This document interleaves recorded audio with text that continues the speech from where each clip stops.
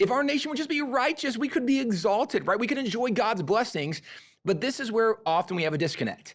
Well, how do we get a righteous nation? You only get righteous nation based on righteousness being promoted.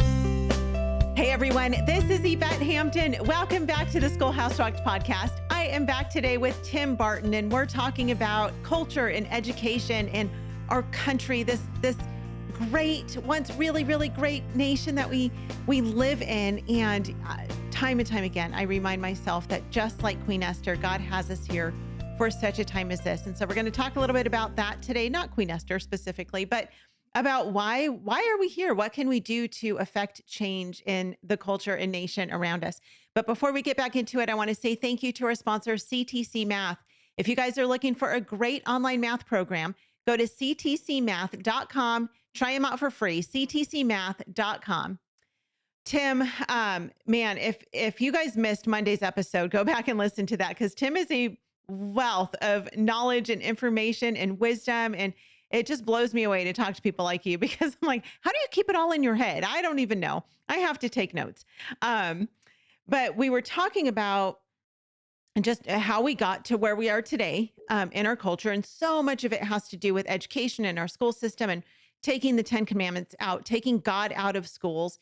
And, you said something that we often say to our kids all the time is sin causes pain, but obedience brings blessings. And we as a nation are suffering. We're in pain, just like the Israelites, just like, we're reading through Kings right now with our girls. And man, you just read about these kings, and time after time after time after time, he was a bad king. He was a bad king. He was a bad king. He was a bad king. Oh, wait, there is a good one. Oh, and we're back to a bad king. We're back to a bad king, and these leaders who just refuse to follow the ways of God. And the thing is that God's ways are not complicated.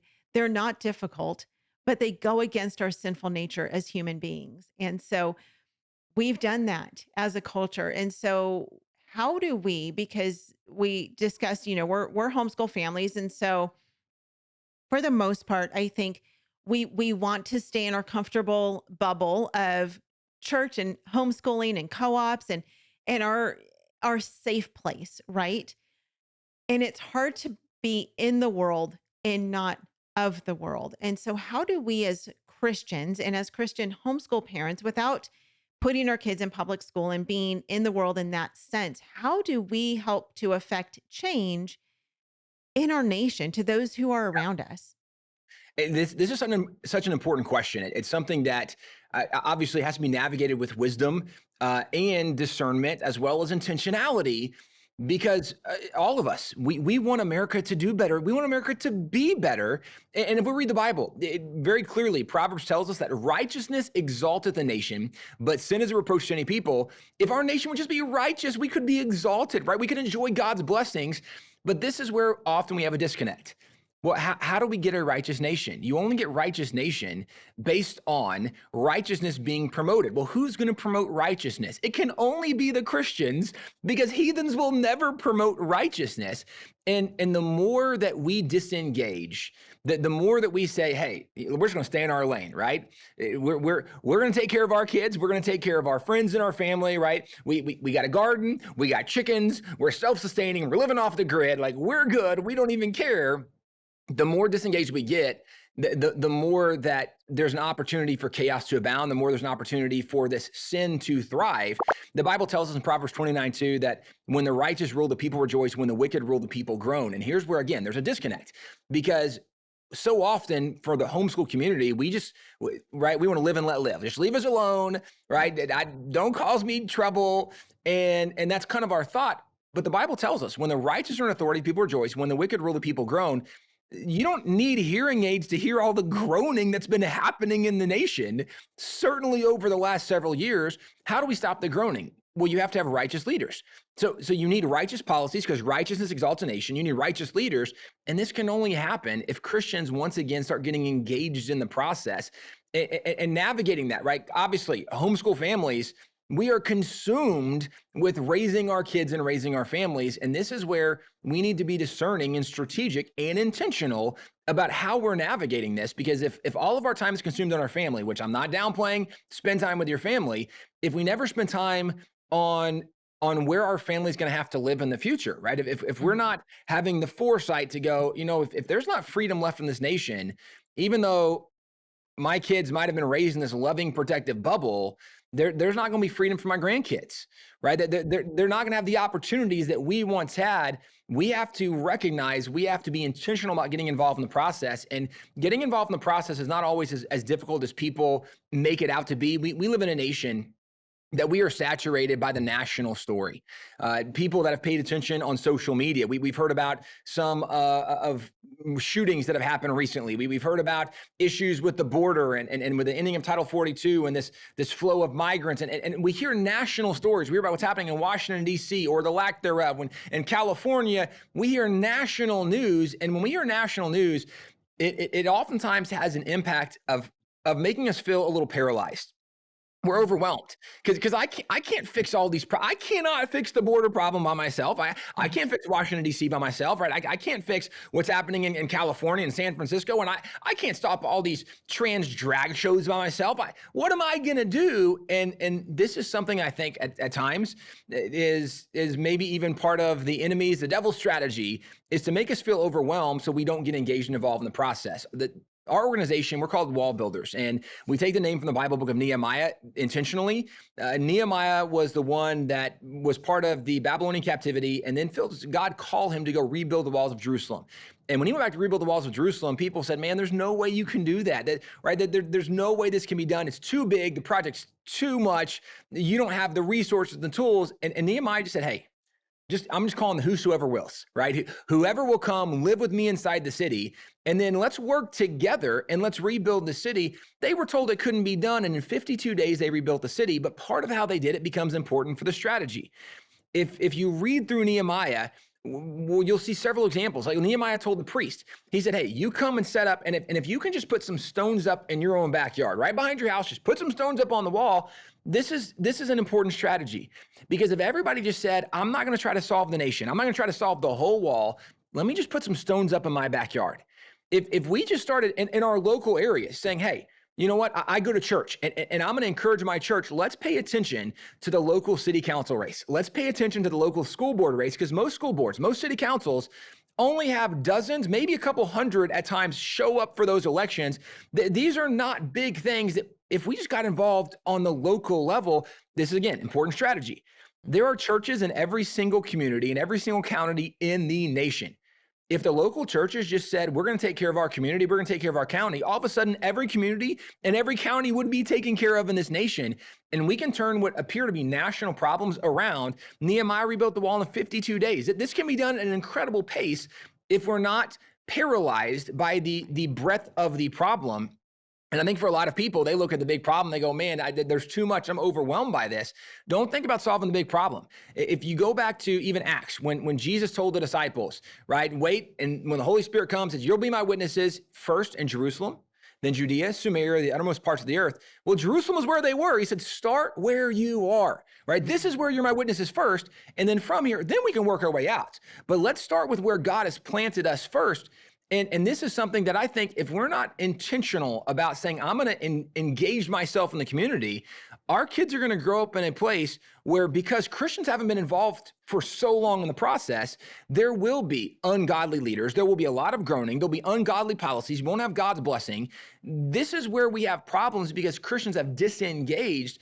And part of the solution is we need to get re-engaged, and not necessarily on the national level. Don't get overwhelmed by the problems of the nation. Just say, you know what, I'm going to show up at a city council meeting.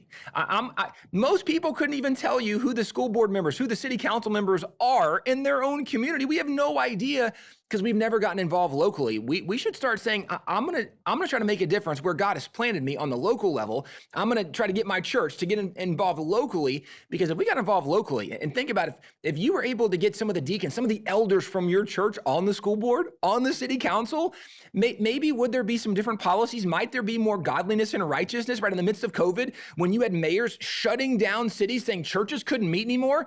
If that city council was made up of your church members, do you think they would have said, no, it's okay for us to have church, right? Like that could have been very different policies if we would have had godly people in those positions. And we need to start focusing on the local level and stop being overwhelmed by the national problems. Yeah. And getting our kids involved too. We've taken our girls to city council meetings, and it's so eye-opening for them to actually see what's going on and what people are saying and what they're doing and what they're fighting for. And it's so overwhelming sometimes because it seems like the left is, that those who are fighting for the sin of the world, they're fighting so much louder and there's so many more of them, while Christians are sitting back and just again, wanting to just hold tight to their families, which yes, we need to do that. We need to protect our kids. It's why we homeschool. We need to show them Jesus. It's why we homeschool, but we also need to be out showing Jesus to those around us. And so, even giving financially, I mean, I look at organizations like Planned Parenthood and I think, how in the world do they get their billions and billions of dollars? And my daughter, as a matter of fact, my youngest daughter, she just did a paper this past year on abortion and what's going on in the abortion world, nationwide. And she talked a lot about Planned Parenthood and the amount of money that is given by donors, private donors to end the lives of babies is Right. overwhelming. It's astonishing. And I'm like, where are the Christians? Because I know that there are a lot of Christians who have money. And so why are they not supporting organizations like WallBuilders and like other Christian organizations that are really working to make a difference in the culture around us, in the world around us, and to raise up and train up leaders who, I mean, they're up and coming, right? We're raising leaders, we're raising adults, we're not raising children. And so, and then prayer, just being in prayer about it. If you've got little kids at home and you can't go to these meetings, you can't be involved, you can still pray for our leaders. And I think we miss that oftentimes. It's just, getting on our knees and praying. And I mean, our family is guilty of that too. We sometimes pray for our leaders, but not often enough. And just pray that, oh Lord, please show them their need for a savior.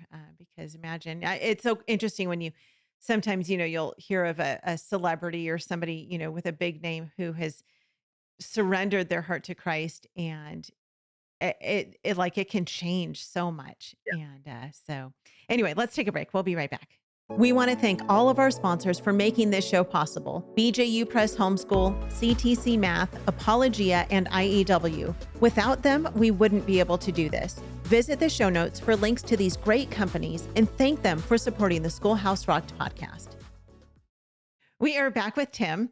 So before the break, we were talking about just how to engage in culture, how to be involved, how to make a difference. Talk specifically about kids. And we talked a little bit about that, but how can we really be raising up this next generation of kids, all the way from the itty bitties? I know your girls are still little, they're teeny tiny. Mine are not so little anymore. How can we be raising up this next generation to impact God's kingdom around them? Yeah, well, and we talked a little bit offline about this. I'm so excited we can talk about this now on the program. It's something that when we look at where we are, so often parents can get overwhelmed by the problems and the challenges and the issues. But I will tell you, I'm encouraged as an individual. I love the time we are living in. And I think it's one of the best times to be a Christian in the history of our nation, because we really haven't seen moments where truth was more uncertain and where more people were looking for truth than right now at these moments in America. There are people that are so hungry for truth and they just don't know where to find it.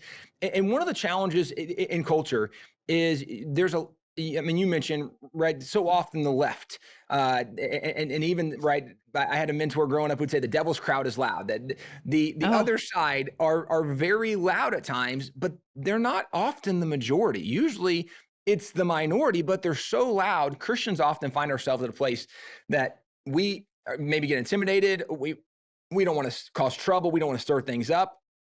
And so we end up being quiet. And because we're quiet, it makes the other side seem even louder and more powerful.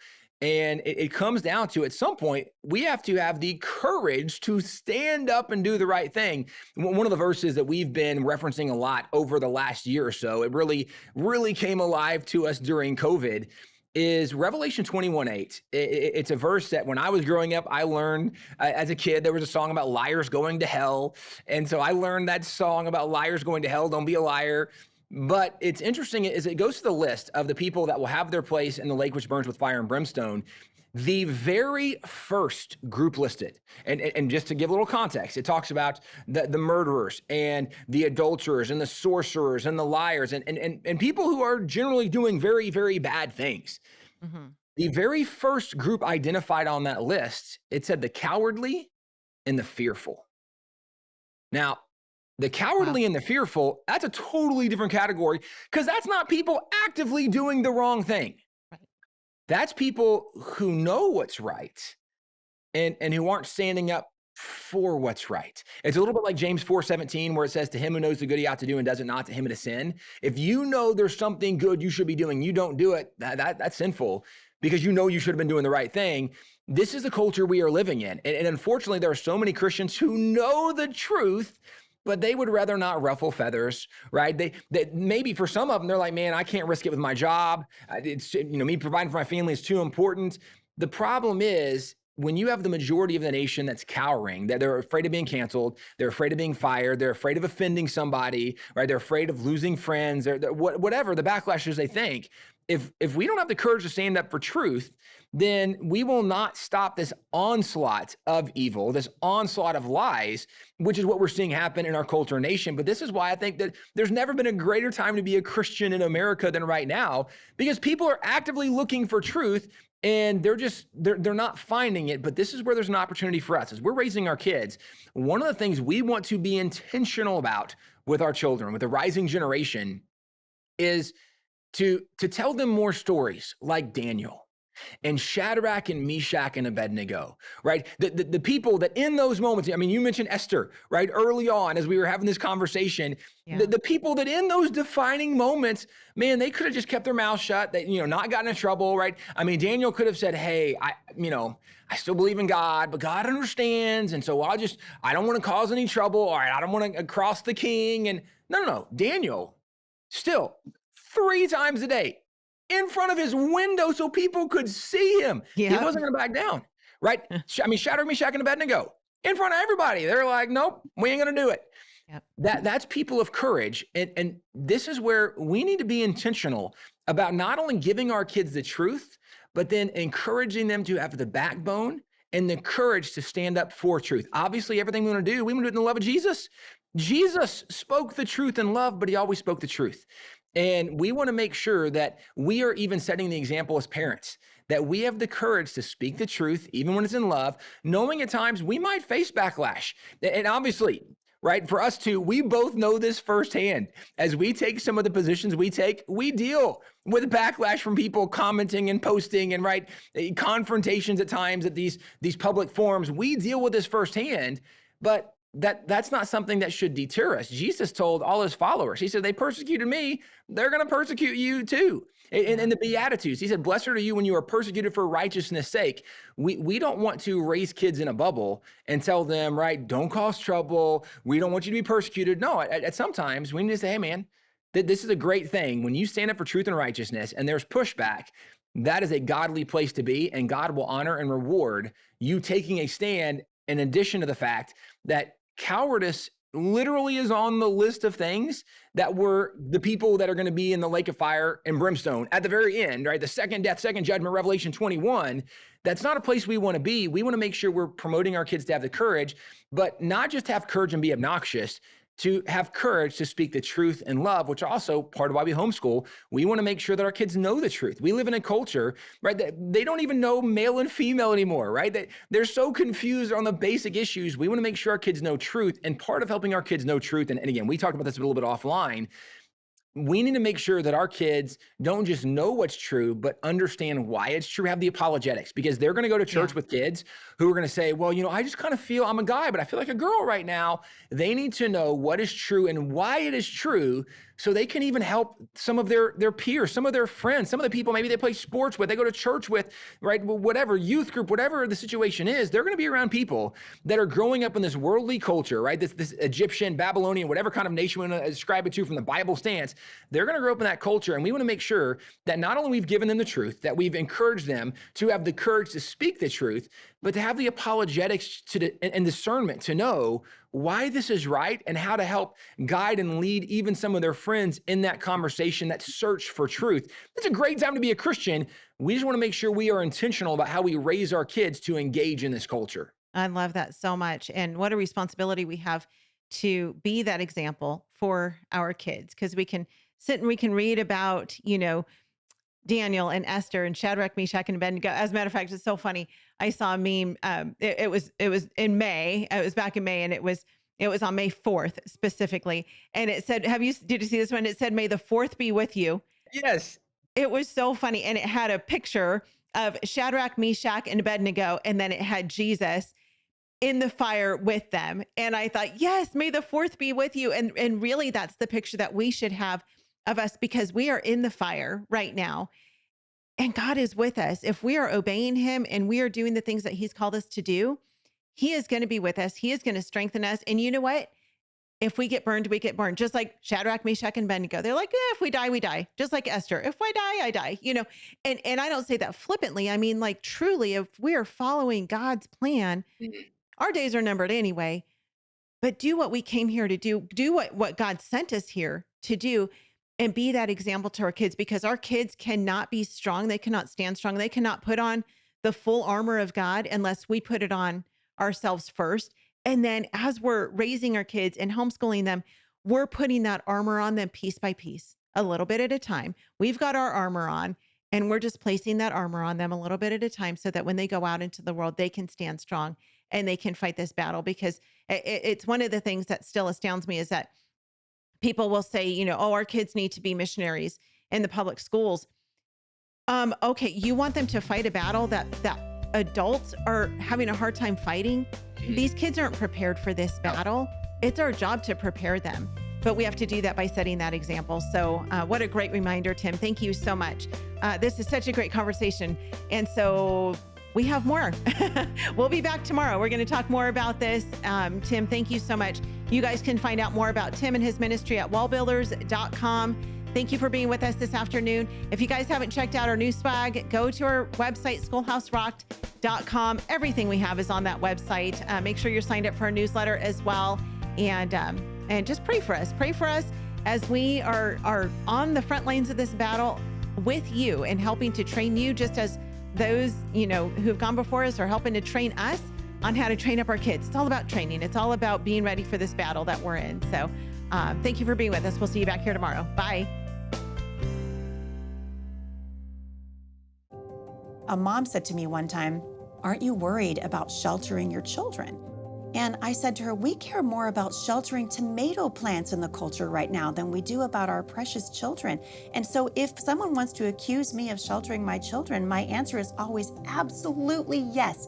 I will shelter my child until I know my child can stand up against the elements of the culture, so that they can grow to maturity. And we slowly begin to remove the shelter from around them as we see that they are mature and that they understand the battle lines around them and can engage the culture from a position of strength rather than weakness.